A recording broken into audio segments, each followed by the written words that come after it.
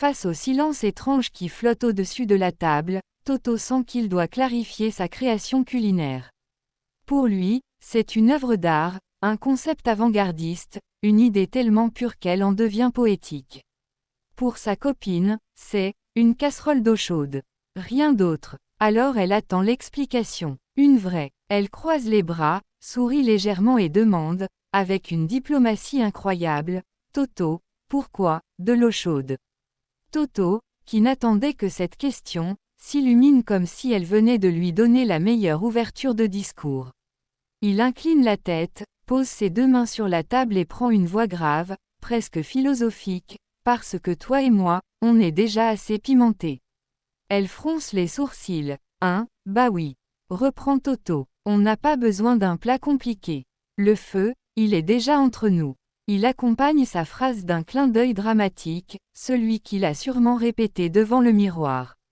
Elle reste bouche bée quelques secondes, hésitant entre rire, pleurer, ou lui rappeler que ce n'est quand même pas une excuse pour servir de l'eau, donc, tu as remplacé un vrai repas par une métaphore.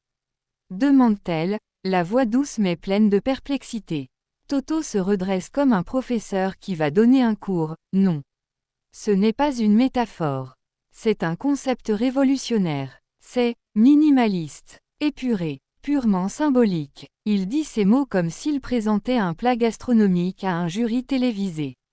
Elle soupire légèrement, mais un sourire commence à apparaître malgré elle. Toto, voyant qu'il la fait rire, en rajoute encore. Regarde bien, dit-il en montrant la casserole comme une pièce d'exposition. L'eau chaude, c'est le début de tout. Avant les pâtes, il faut de l'eau chaude.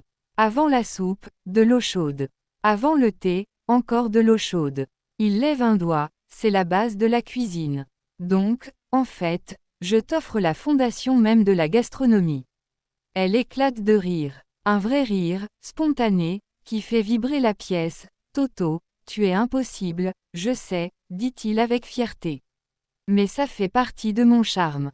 Il se rapproche d'elle, pose sa main sur le bord de la casserole, et retire aussitôt, car c'est brûlant. Il secoue ses doigts en soufflant dessus. Aïe. Bon, tu vois, ce plat est tellement passionné, qu'il me brûle d'amour. Il rit tout seul de sa blague, convaincu qu'il vient de marquer un point. Sa copine n'en peut plus. Elle rit à en avoir mal au ventre, et la situation, aussi ridicule soit-elle, devient soudain légère et adorable.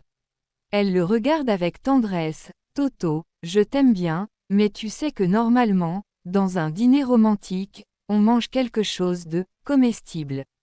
Toto secoue la tête, faussement choqué. Mais ça se mange, l'eau. Enfin, ça se boit. Et c'est bon pour la santé. Pas trop de calories, pas trop de gras. Un repas parfait. Elle lève les yeux au ciel. Toto, avoue. Tu n'as rien réussi à cuisiner.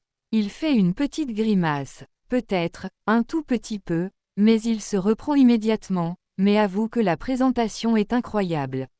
Elle regarde autour d'elle, la nappe légèrement beige, la bougie parfumée qui sent beaucoup trop fort, la playlist, romantique, qui joue maintenant un remix dubstep inattendu, et elle rit encore.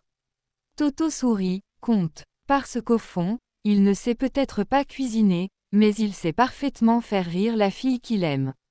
Après quelques instants de rire et d'incompréhension, Toto sent qu'il doit absolument sauver la soirée. Il voit bien que sa copine est amusée, mais pas encore rassasiée. Et il se rappelle soudain que l'objectif de base était de créer un vrai dîner romantique, pas un stand-up culinaire. Alors, pour prouver son engagement, il décide d'améliorer son chef-d'œuvre.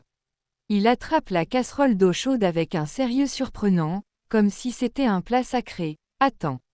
Ne bouge pas, je peux arranger ça.